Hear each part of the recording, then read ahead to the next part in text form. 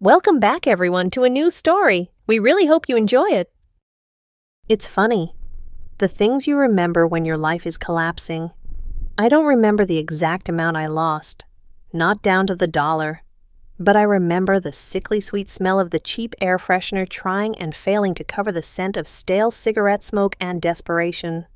I remember the low, constant hum of 100 slot machines singing their siren song, a mechanical chorus of broken dreams and false promises, and most of all, I remember the man's voice, smooth as velvet but with an edge of steel, as he leaned over the green felt of the pool table. "Wait, what do you mean you'll mess with my body if I lose?"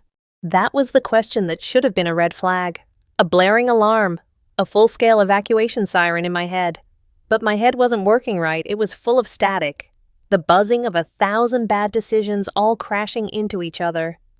Just 2 hours earlier, I was standing in front of a machine called Pharaoh's Fortune, feeding it the last of the money that was supposed to go toward my community college tuition. My name is Ethan. I'm 22 years old, and if my life were a movie, it would be a low-budget drama that goes straight to video on demand, and even then, people would ask for their money back. I work part-time at a warehouse, lifting boxes that are always heavier than they look, for a paycheck that is always smaller than it feels. The only thrill, the only spark in my grayscale existence, came from the hypnotic glow of a casino. I wasn't a hardcore addict, or so I told myself. I didn't steal. I didn't borrow money from loan sharks. I just took risks. I would take the money I'd painstakingly saved for something important: rent, tuition, car insurance, and I'd tell myself a story. This is it. The story always began. This is the one. Just one lucky streak, one big win, and everything changes. I can pay off my debts, quit my job, maybe even start a real life. It was a beautiful lie. And tonight, like every other night I'd tried it, the lie had crumbled into dust. The screen flashed a mocking game over, the Pharaoh's cartoon face seeming to smirk at me. The tuition money was gone, every last cent. I stood there, my pockets as empty as my stomach, a hollow feeling spreading through my chest. The casino, which had seemed so full of vibrant possibility an hour ago, now looked like what it was: a cheap, sad trap. The neon lights felt aggressive. The endless chiming of the slots sounded like laughter at my expense. I slumped into a worn-out chair at the mostly empty bar, staring at my reflection in the dark screen of a poker machine. A guy with tired eyes, messy brown hair, and the faint, permanent shadow of disappointment etched around his mouth stared back. That's when he found me. He slid onto the stool next to me without a sound. I felt his presence before I saw him, a sudden shift in the air, a cool stillness in the surrounding chaos. I glanced over. He was tall, maybe in his late 30s, and wore a perfectly tailored black suit that probably cost more than my car. His hair was dark and slicked back, and his face was all sharp angles and confident lines. He had the kind of calm, predatory stillness you see in a panther right before it pounces. "Tough night?" he asked. His voice was deep and resonant, a voice that commanded attention. I grunted. Not in the mood for conversation. You could say that. "The house always wins," he said. Not as a cliché, but as a simple statement of fact. He signaled the bartender and ordered a whiskey. Neat. He didn't ask if I wanted one. The trick is to play a game where the house isn't a factor. I finally turned to look at him fully. What, like street magic? A slow smile spread across his lips, but it didn't reach his eyes. His eyes were dark and incredibly old, like he'd seen 100 guys like me come and go. Something like that. I prefer a game of skill. Pool, for instance. He nodded toward the back of the casino, where 2 felt green tables sat under a pool of warm light. "I'm looking for a game. You look like a man with nothing left to lose. That's often when people play their best." My pride, stupid and stubborn, bristled. "I know my way around a table," I said, even though I was, at best, a mediocre player. "I'm sure you do," he said, his tone impossibly smooth. "How about a simple game $100, just to make it interesting?" "I'm tapped out," I mumbled, the shame burning in my throat. Lost everything. He took a slow sip of his whiskey, his eyes never leaving mine. A shame. Well, in that case, allow me to stake you. He reached into his jacket, pulled out a crisp $100 bill. and slid it across the bar toward me. "Let's just say this is a loan. If you win, you keep it. If you lose, you owe me $200. Fair." It wasn't fair at all. It was a classic hustler's trap. But the part of my brain that made good decisions had clocked out for the night. The gambler, the desperate idiot who still believed in a magical turnaround, was in charge. $100, a chance. It was more than I'd had 2 minutes ago. "Fine," I said, snatching the bill before he could change his mind. "You're on." He smiled again, a genuine, chilling smile this time. "Excellent. My name is Julian, by the way." "Ethan," I replied, getting off the stool and following him toward the pool tables. I felt a strange, cold shiver run down my spine, but I dismissed it as nerves. It was just a game of pool, after all. What was the worst that could happen? The pool hall section of the casino was quieter.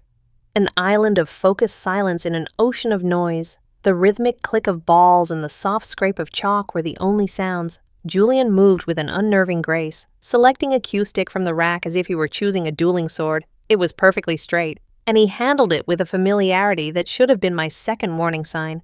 I picked a stick that felt decent enough, and we racked the balls. "You can break," he said, gesturing to the table with an open palm. The first game was a massacre. I broke, and it was sloppy. I managed to sink one striped ball, but I left the table wide open for him. Julian circled the table like a shark. He didn't just make his shots. He planned 3 moves ahead. Every ball he sank perfectly set up the next one. The colored spheres disappeared into the pockets one by one, each with a soft, definitive thump. He cleared all the solids and then sank the 8-ball with a casual, almost bored, flick of his wrist. The whole thing took less than 5 minutes. "Well," he said, leaning on his cue, "perhaps you're a little out of practice. That's $200 you owe me." My face was hot with frustration. I hadn't just lost. I'd been humiliated. I was distracted. I said, my voice tight, "Let's go again. Double or nothing." He raised a perfectly sculpted eyebrow. "So you lose, you owe me $400. You win, we're even. An interesting proposition." He gave a slight shrug. "Why not?" This time, I was determined. I focused, blocking out the casino noise, the weight of my earlier losses, everything. I pictured the angles, the spin I'd need. Julian broke this time, and it was a work of art. 3 solid balls vanished on the break, but he left me a shot, a long, difficult shot, but a shot nonetheless. I took it. The ball rattled in the pocket before dropping. A surge of adrenaline shot through me. I could do this. I started sinking my stripes, one after another. I was playing better than I ever had in my life. I was in the zone, feeling the flow of the game. I cleared my balls until only one was left, tucked away behind one of his solids. I made a tricky bank shot, and my ball dropped cleanly. All that was left was the 8-ball. It was a straight, easy shot into the corner pocket. I could taste victory. My hands were sweating. I wiped them on my jeans, chalked my cue, and lined up the shot. This was it. The shot that would erase the debt. That would give me back a sliver of my dignity. I pulled the cue back, took a breath, and pushed forward. Click. The cue ball struck the 8-ball, sending it speeding toward the pocket, but my hand had trembled just a fraction. Instead of hitting it dead center, I'd hit it slightly off. The 8-ball hit the edge of the pocket, spun for a heart-stopping second, and then rolled to a stop, hanging right on the lip. And to add insult to injury, my cue ball, with its leftover momentum, gently rolled into the opposite corner pocket, a scratch I had lost. I wanted to snap the cue stick over my knee. The silence was deafening. "So close," Julian said, his voice laced with mock sympathy. He walked to the table, tapped the 8-ball in with his finger, and then looked at me. $400, a steep price for a shaky hand. I leaned against the wall, the fight completely gone from me.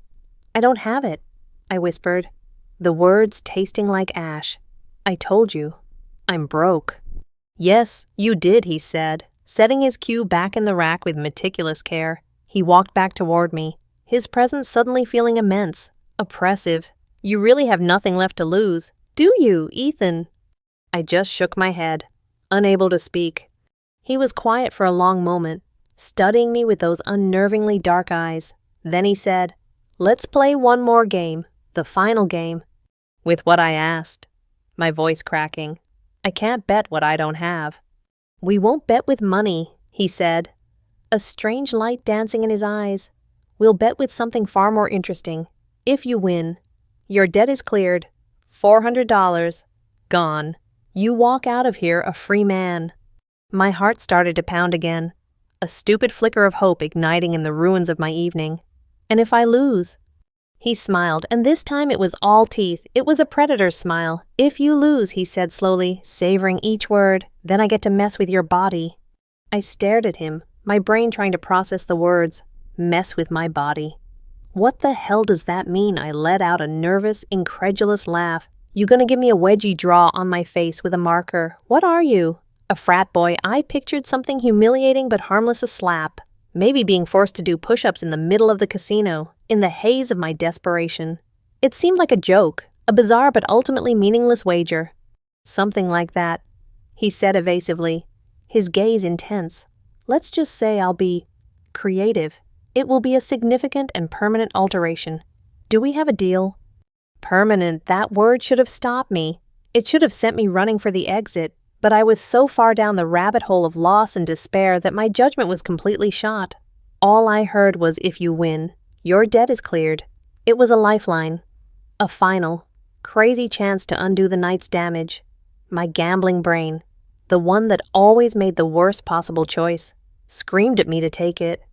Yeah, I said, my voice coming out as a croak. I cleared my throat and tried to sound tougher than I felt. Yeah, fine, deal. You're going to regret this when I wipe the floor with you. Julian's smile widened. Oh, I highly doubt that. Ethan, I highly doubt that. We racked the balls one last time. My hands were shaking so badly I could barely set them in the triangle. This was it, everything on the line. And I didn't even know what everything truly was. The final game was a blur of heightened senses and frayed nerves. Every click of the balls echoed like a gunshot in the silent room. I played with a desperate, frantic energy, while Julian remained the picture of calm control. He was a master, and I was a flailing amateur. It was over almost before it began. He methodically, elegantly, cleared the table, leaving me with 5 of my striped balls still scattered across the green felt. He lined up his final shot on the 8 ball. It was an easy one. He looked at me, a final, knowing glint in his eye, and then smoothly sank it into the corner pocket. Game over. I had lost. A wave of dizziness washed over me. It wasn't just about the $400 anymore. It was about the bet, the stupid, insane bet. All right, I said, trying to keep my voice from shaking. You won, so what's it gonna be? You want to punch me? Go ahead, get it over with. Julian didn't move. He simply placed his cue stick on the edge of the table and smiled. It wasn't a triumphant smile. It was something else, something ancient and powerful. Oh, Ethan, a punch would be so unimaginative. He raised his hand, palm open, toward me. He didn't touch me. He was a good 10 feet away. He didn't say any magic words. No hocus pocus. He just focused. And then it started. It began as a low hum, a vibration deep in my bones, like standing too close to a massive speaker. My teeth chattered. Then a wave of intense heat washed over me, so hot it felt cold, prickling my skin from the inside out. I gasped, stumbling back against the wall, my legs suddenly feeling like jelly. What are you doing? I stammered, my heart hammering against my ribs like a trapped bird. Julian's eyes were locked on me, glowing with a faint dark light, fulfilling my end of the bargain. I am altering you. The sensation intensified. It felt like my entire body had been plunged into electrified water. I could feel my very structure beginning to shift. A strange, pulling sensation started in my shoulders. I felt my broad, box-lifter's frame begin to contract. My clavicles seemed to melt and narrow, my shoulder blades sliding closer together. I cried out, a strangled noise of pain and utter confusion. My torso was next. It was an agonizing, compressing feeling. My waist cinched inwards, the muscles and fat redistributing with a liquid grace that felt profoundly wrong. I felt my hips widen, my pelvis tilting and expanding in a way that made me want to scream. It was like a giant, invisible sculptor was kneading my body like clay, reshaping me into something new. I looked down in horror. My loose-fitting flannel shirt and jeans were suddenly becoming tight, the fabric strained, and then, impossibly, it began to change too. The thick cotton of my shirt thinned, shrinking upwards, the sleeves receded, the plaid pattern fading away. Replaced by a solid black color, it hugged my now slender torso, stopping a few inches above my navel, becoming a tight-fitting crop top. The denim of my jeans underwent a similar, terrifying alchemy. The material lightened, turning a faded blue. The legs shortened dramatically, rising up my thighs until they were little more than a pair of very short, frayed denim shorts. I could feel cool air on skin that had been covered moments before. The changes surged downwards. My legs, thick with muscle from my job, began to slim and elongate. The coarse hair on them vanished as if it had been airbrushed away, leaving behind smooth, soft skin. My feet shrank inside my worn-out work boots, the heavy leather constricting painfully before morphing into something lighter, more flexible, a pair of simple, white women's sneakers. The final, most disorienting changes were happening to my head and throat. My jawline softened, my Adam's apple dissolved into my throat, and a tingling sensation spread across my face as my features refined, my cheekbones rising slightly, my lips plumping. My short, messy brown hair began to grow at an incredible rate. Like a time-lapse video, it cascaded down past my new, delicate shoulders, down my back, settling in soft, dark waves. My voice, when I tried to scream again, came out not as my familiar baritone, but as a higher, lighter, shockingly feminine sound. The whole process took maybe 30 seconds, but it felt like an eternity of agonizing, bewildering transformation. When it was over, the humming stopped. The intense sensations faded, leaving me trembling, breathless, and slick with a cold sweat. I stood there, leaning against the wall for support, my mind completely unable to catch up with what my senses were telling me. I slowly, hesitantly, looked down. I saw a small, pale stomach, a navel I didn't recognize. I saw long, slender legs emerging from tiny denim shorts. I saw delicate, narrow feet in small white sneakers. I lifted a hand in front of my face. It was small, the fingers long and graceful, the nails clean and perfectly shaped. This was not my hand. Panic, pure and undiluted, finally broke through the shock. My breath hitched in a sob that sounded alien to my own ears.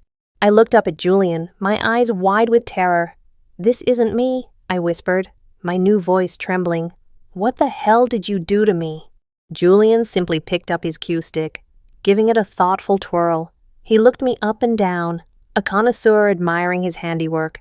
There was no remorse in his eyes, only a detached, clinical curiosity.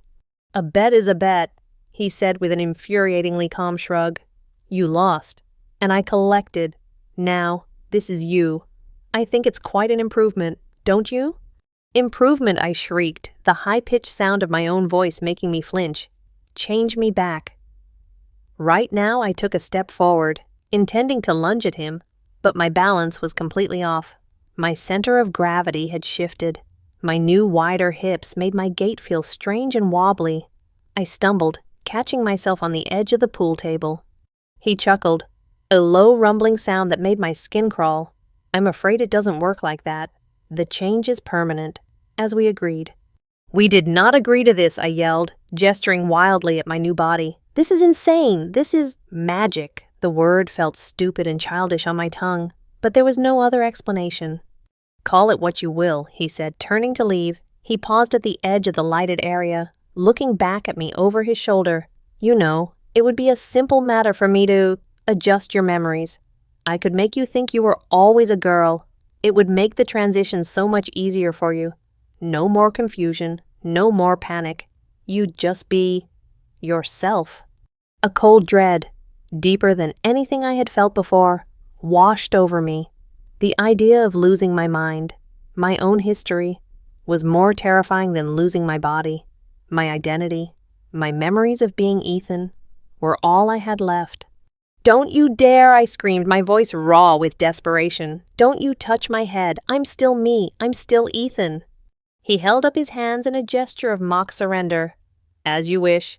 The difficult path it is. Then, good luck, Ethan. You're gonna need it."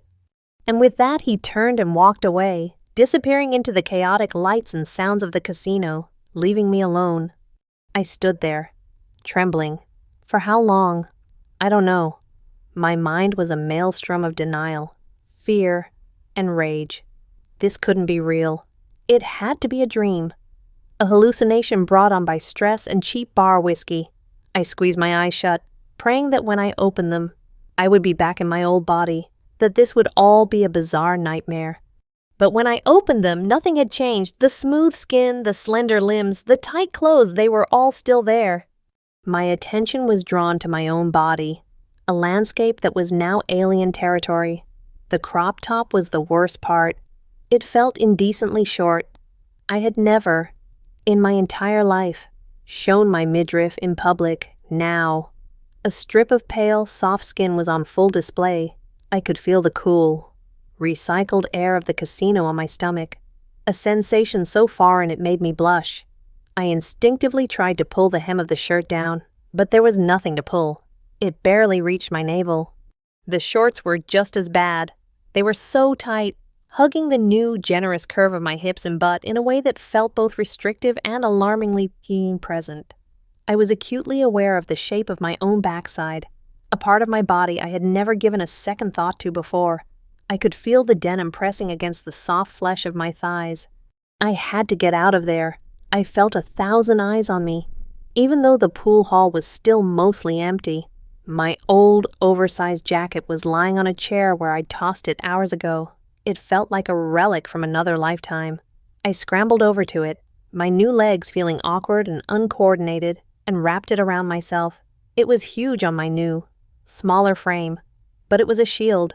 I pulled the hood up, trying to hide my long, flowing hair, and all but ran for the exit. Pushing through the casino doors and into the cool night air was a shock. The world outside felt different, or maybe I was different. The sounds of the city seemed sharper, the streetlights brighter. As I hurried down the sidewalk, I caught my reflection in a darkened storefront window.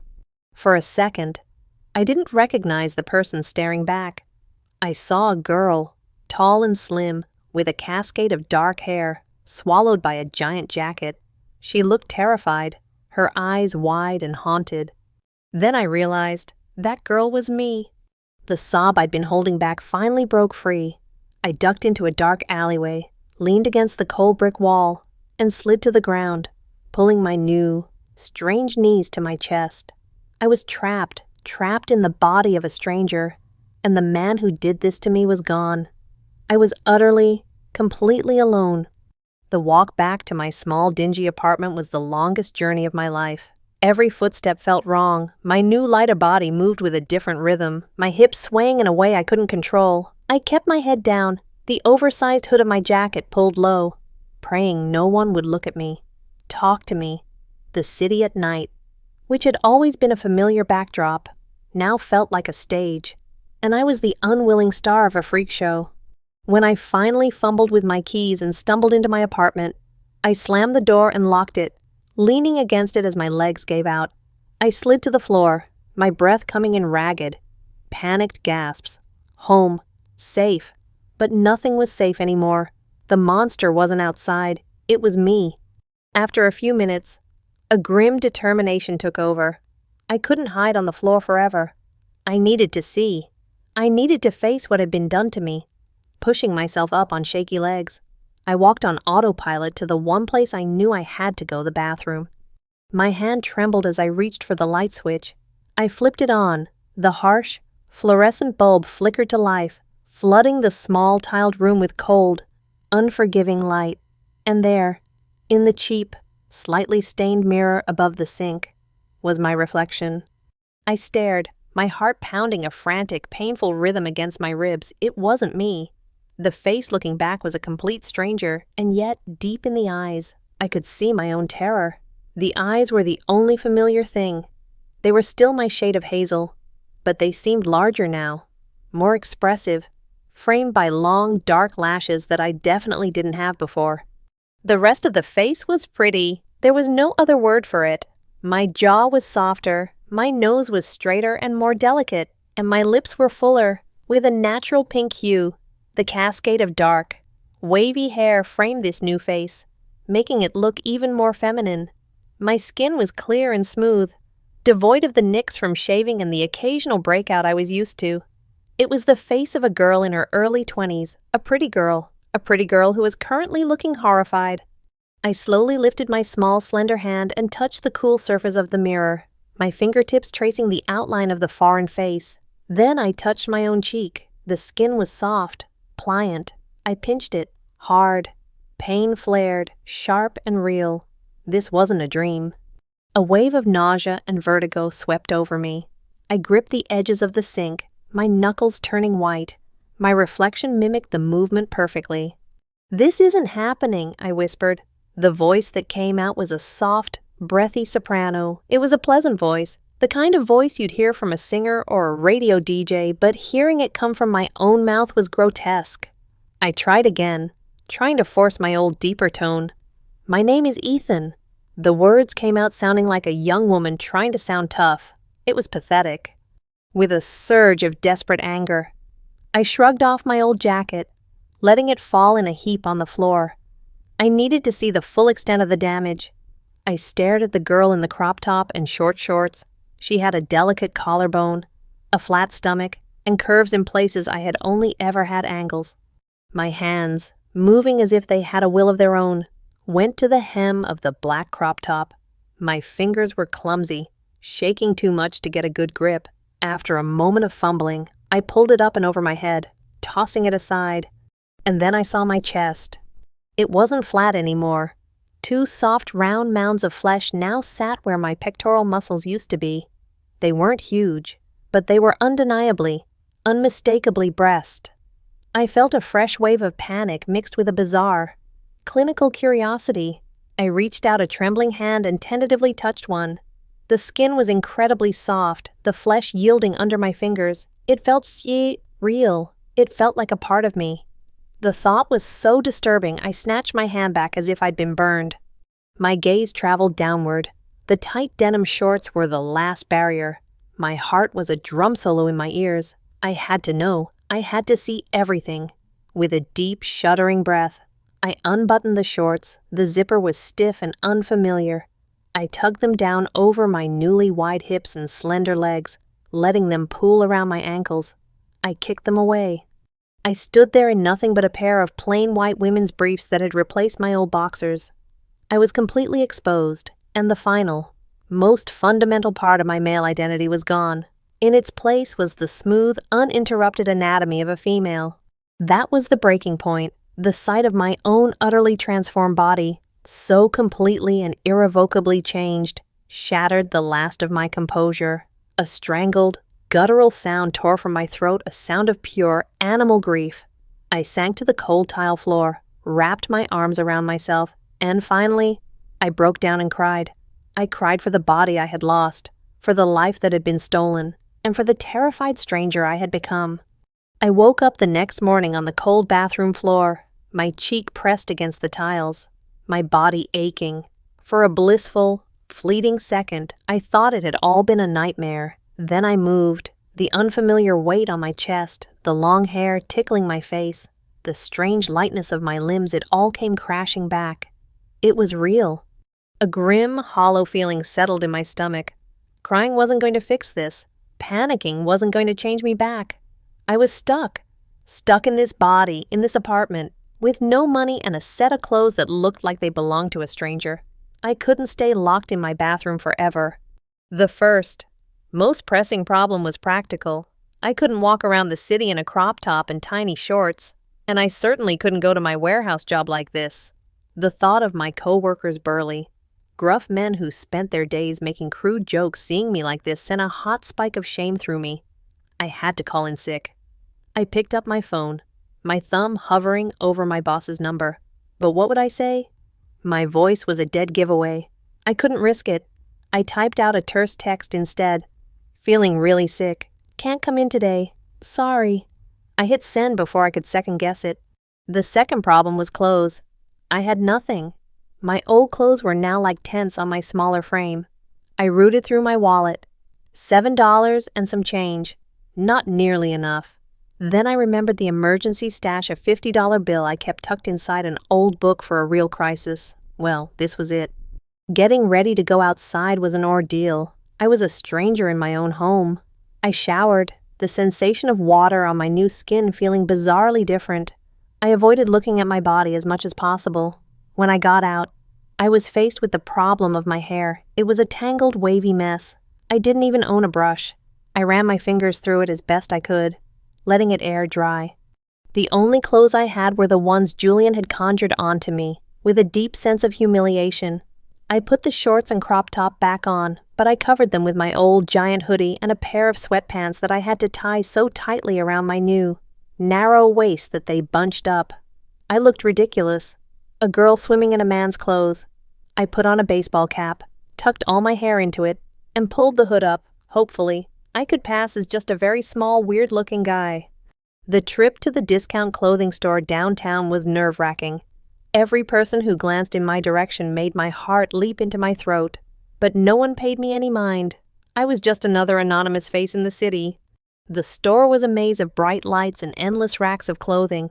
I steered clear of the men's section, knowing nothing there would fit, and drifted hesitantly toward the women's aisles. It felt like walking into another country without knowing the language. The sheer variety was overwhelming. So many different styles, fabrics, and cuts. I had $50. I needed everything: underwear, a bra, pants, a shirt, something, anything. That would make me look normal.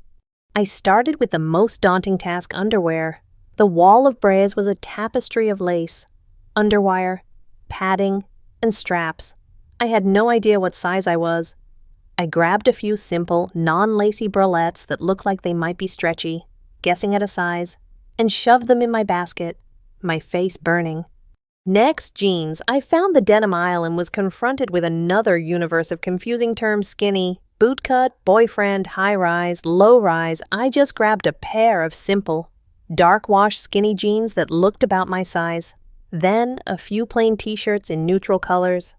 I scurried to the fitting rooms, my heart pounding. I felt like a spy, an imposter who was about to be discovered at any moment. Inside the small cubicle, I stripped off my ridiculous sweatpants and hoodie disguise. The first thing I tried on was a bralette. It was a simple gray cotton thing. Getting it on was a clumsy, awkward process, but once it was in place, it felt surprisingly comfortable. It offered a gentle support that actually made me feel a little less exposed. Then came the jeans. I had to suck in my stomach to get them over my hips, a completely new experience for me. The zipper was on the opposite side of what I was used to, but when I finally got them buttoned, I looked in the full-length mirror and was stunned. They fit perfectly. They hugged every new curve of my hips and legs, making them look impossibly long. I turned to the side, examining my reflection. The jeans shaped my backside in a way that made me blush again. I looked like a girl in a pair of jeans. I pulled on one of the simple white t-shirts. It was soft and clung lightly to my new frame, tucking it into the jeans. I stared at the person in the mirror. With the new clothes on, the transformation was even more complete. I no longer looked like a terrified man in a woman's body. I just looked like a young woman, a stranger. A polite knock on the door made me jump. "Everything fitting okay in there?" a cheerful voice called out. Yeah, it's fine," I managed to squeak, my voice coming out higher than I intended. The curtain swished open a crack and a young woman with a bright pink pixie cut and a name tag that read Chloe peeked in. "Oh, wow, those jeans look amazing on you. Seriously, they were made for your figure." Her words hit me like a physical blow. It was the first time anyone had addressed her the girl in the mirror. I didn't know what to say. Thanks," I mumbled, looking at the floor. "No, for real. You have a great sense of style, simple but classic," she said with a warm, genuine smile. "Let me know if you need any other sizes." She swished the curtain closed, leaving me alone with my racing heart. A compliment on my figure, on my style. It was so absurd, so completely disconnected from the terrified man cowering inside this body, that I almost laughed. It was also confusingly a little bit nice. No one had ever complimented my style before. My style had been whatever is clean. I paid for my purchases with the crumpled $50, my hand shaking as I handed the bill to the cashier. I had just enough. Walking out of the store, dressed in my new clothes, I felt a strange new self-consciousness. I wasn't hiding anymore. I was presenting myself to the world as this new person. As I was waiting to cross the street, a guy who was jogging in place waiting for the light turned to me. He was your typical handsome gym rat type. "Hey," he said, giving me a quick, appraising up and down glance and a charming smile. Just wanted to say, "You have really beautiful hair." My brain short-circuited. My first instinct was to grunt a dismissive "thanks, man" in my old voice. But that wasn't an option. I just stood there, frozen, my mouth half open. The light changed. He gave me a wink. "Have a good one," he said, and jogged off across the street. I stood rooted to the spot, watching him go. He was flirting with me. A guy was flirting with me. With Ethan. Except he wasn't. He was flirting with the girl he saw. The girl with the long, beautiful hair and the jeans that fit her just right. My inner conflict was a raging war. One part of me, the old Ethan, was repulsed, screaming, "I'm a dude. This is wrong." But another part of me, a tiny, treacherous, curious part, felt a strange flutter in my chest. It was the first time in a long, long time that anyone had looked at me and seen something beautiful. And even though it wasn't meant for me, for Ethan, it was directed at this body I was in. And for a confusing, terrifying second, it didn't feel entirely bad. The days that followed blurred into a surreal routine of adaptation and discovery. I couldn't go back to my job. I sent another text claiming I had a serious, contagious illness and that I was quitting. Effective immediately. It was a lie, but it was easier than the truth. The loss of income was terrifying, but the thought of facing my old life in this new body was worse. My meager savings would have to be enough, for now. My apartment became my cocoon, my laboratory.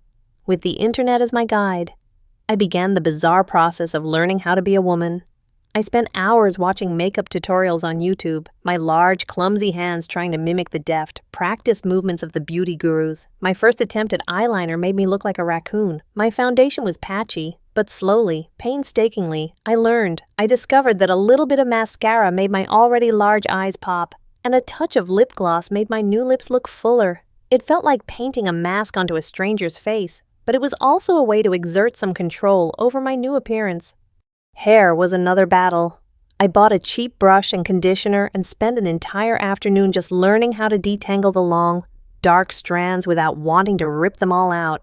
I learned how to put it in a simple ponytail, how to braid it badly, how to let it air dry in a way that encouraged its natural waves. The sheer amount of time and effort it took was astounding. Walking was a skill I had to relearn. This body was balanced differently.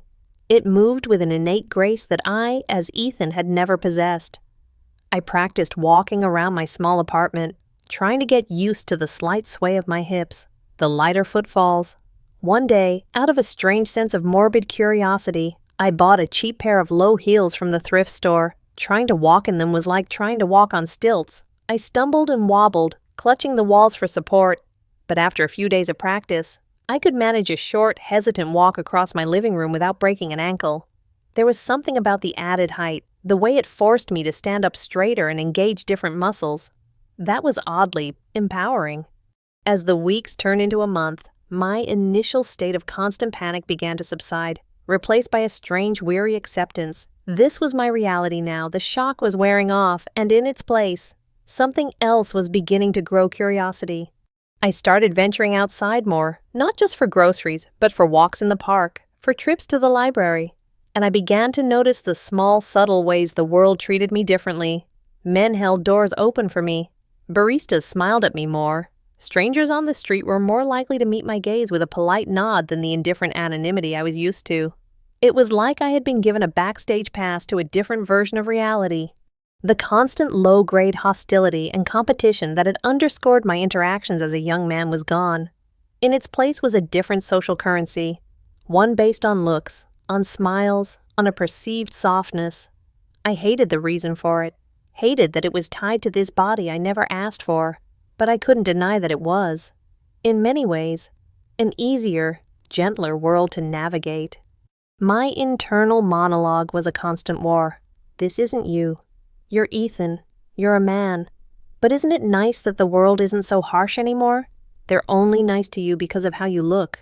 It's fake, maybe, but my old life was miserable. Is this really worse? One Friday night, driven by a profound sense of loneliness and a desire to feel like a part of the world again, I did something I never would have imagined a month ago. I put on the dark-washed skinny jeans, a simple black silk-like camisole, a touch of makeup, and the low heels I had been practicing in. I looked in the mirror, and the girl staring back looked normal. She looked like she was ready for a night out. I went to a quiet, low-key bar a few neighborhoods over, a place where I knew I wouldn't run into anyone from my old life. I sat at the bar, ordered a glass of wine, and tried to look like I belonged there. I felt like a fraud, an actor on a stage, but I was also strangely thrilled by the anonymity of it all. I was nursing my wine when a man sat down on the stool next to me. He looked to be in his late 20s, with kind eyes, a friendly smile, and a non-threatening vibe. "Is this seat taken?" he asked, even though it was obviously free. "No, it's all yours," I replied, my voice sounding smoother and more natural than it used to. "I'm Mark, by the way," he said, extending a hand.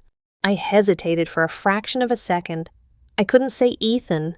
The name felt like a foreign word. A new name popped into my head. Unbidden. "Ellie," I said, shaking his hand. My own hand felt small and delicate in his. We started talking. It was easy, normal conversation. He asked what I did, and I vaguely said I was between jobs. He talked about his work as a graphic designer. He was funny and smart, and he actually listened when I spoke. He wasn't pushy or sleazy. He just seemed like a genuinely nice guy. And he was looking at me with an expression of open admiration. His eyes kept flicking from my eyes to my lips to my hair. I could feel the warmth of his gaze, and it sent a confusing mix of fear and excitement through me. He was attracted to me, to Ellie. At one point, he leaned a little closer to be heard over the music, and his arm brushed against mine. The casual contact sent a jolt, like a small electric shock, through my entire body. My skin tingled where he had touched me. I felt my cheeks flush, and I quickly took a sip of my wine to hide my reaction. This was so far beyond anything I had ever experienced as a guy. My romantic encounters had been clumsy, awkward, and infrequent. I had never been the object of this kind of gentle, focused pursuit. The old Ethan inside me was screaming warnings, telling me to run, that this was a dangerous deception. But another part of me, the part that was slowly, tentatively inhabiting this new skin, was enjoying it. I felt a strange sense of freedom. I wasn't Ethan, the broke, gambling-addicted loser. I was Ellie, a pretty girl having a nice conversation with a handsome man in a bar. For the first time since the transformation, I wasn't just surviving. I was, in a very strange way, living. Several more months drifted by, each one cementing my new reality. The initial terror had long since faded, evolving through stages of grudging acceptance and cautious exploration, and was now settling into something that felt disturbingly like normalcy. My life as Ethan felt like a distant, foggy dream, the memory of a person I used to know rather than someone I used to be. I had found a new job, working remotely as a data entry clerk. It wasn't glamorous, but it paid the bills, and it allowed me the privacy I still craved. I had established a small, quiet life for myself as Ellie. I had a new driver's license, a new bank account, a new identity painstakingly pieced together. The world had accepted me as Ellie, and I was beginning to accept it myself. One afternoon, I was cleaning out my cramped apartment, finally getting rid of the last vestiges of my old life. I found an old shoebox tucked away in the back of my closet. Inside were a few faded photos of me as Ethan, a pay stub from the warehouse, and a handful of poker chips I'd forgotten I had. I picked up one of the chips, a cheap, red plastic disc. I rolled it between my fingers, feeling its familiar weight. And I felt nothing. The urge, the desperate, clawing need to go to a casino and risk it all, was gone. The thought of the flashing lights and the sound of the slots didn't bring a thrill. It brought a sense of pity for the sad, desperate boy I used to be. That boy had been running from himself, from his failures, from his empty life. He had been so desperate for a magical win to fix everything. In a way, he got his wish. He lost everything, and in doing so, everything changed. This new life wasn't a magical fix. It was hard, it was confusing and lonely and often terrifying, but it was also better. Living as Ellie had forced me to be more mindful, more deliberate. I had to pay attention to how I walked, how I talked, how I presented myself to the world. I couldn't just coast through life on autopilot anymore. This body required maintenance, care, and attention, things I had never bothered to give my old one. This new life demanded that I be present in it every single day. The gambling had been a symptom of my self-hatred. I didn't value myself, so I was willing to throw my life away on the turn of a card. But now I couldn't imagine being so reckless. This new life, this new body, felt too precious. It had been forced upon me, a curse from a strange, powerful man. But I was the one who had to live in it, and I found that I wanted to live. I walked over to the bathroom and looked in the mirror. It wasn't a shock anymore. I saw a young woman with long, dark hair and familiar hazel eyes. I saw Ellie. I recognized her. For the first time, when I looked at my reflection, I didn't feel a sense of loss for the man I'd been. I felt a sense of peace with the woman I was becoming. I used to hate myself, I thought. My reflection's eyes looking back at me with a newfound clarity. I hated being Ethan. I was weak and pathetic and always chasing a shortcut that never came. But now, maybe this is who I was meant to be. It was a staggering thought that this transformation wasn't a punishment, but a second chance, a bizarre, cosmic reset button.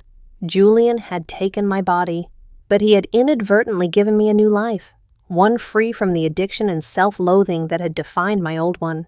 He had intended it as a cruel twist of fate, but maybe, just maybe, it was a gift. I took the box of Ethan's things, walked down the hall to the trash chute, and let it all go. It was a quiet, unceremonious funeral for a life I no longer wanted. A few days later, on a bright, sunny afternoon, I decided to go for a walk. I chose a simple, light blue sundress, one that I had bought on a whim but had been too nervous to wear. It felt soft against my skin, the skirt swirling around my knees as I moved. I slipped on a pair of simple white sandals and left my hair down, letting it flow freely. I stepped out of my apartment building and onto the bustling city street. The sun was warm on my bare shoulders, a pleasant, gentle heat. A soft breeze picked up, rustling the leaves on the trees and lifting the ends of my hair, making it dance in the air around me. People streamed past me, men in suits, women with shopping bags, kids laughing, and for the first time, I didn't feel like an outsider. I didn't feel like a man in disguise or an imposter waiting to be found out. I just felt like me, like Ellie, a young woman walking down the street on a beautiful day. A genuine smile bloomed on my face, not a practiced or nervous one, but a real one that reached my eyes. I had lost a bet in a casino and, with it, my old self. But I had gained something far more valuable in return. I had found a strange and unexpected freedom. I didn't know what the future held for Ellie, what challenges or joys lay ahead. But as I walked into the sunlight, with the wind in my hair and a whole new life stretching out before me, I felt something I hadn't felt in a very long time, hope. And for the first time, I felt truly, completely happy.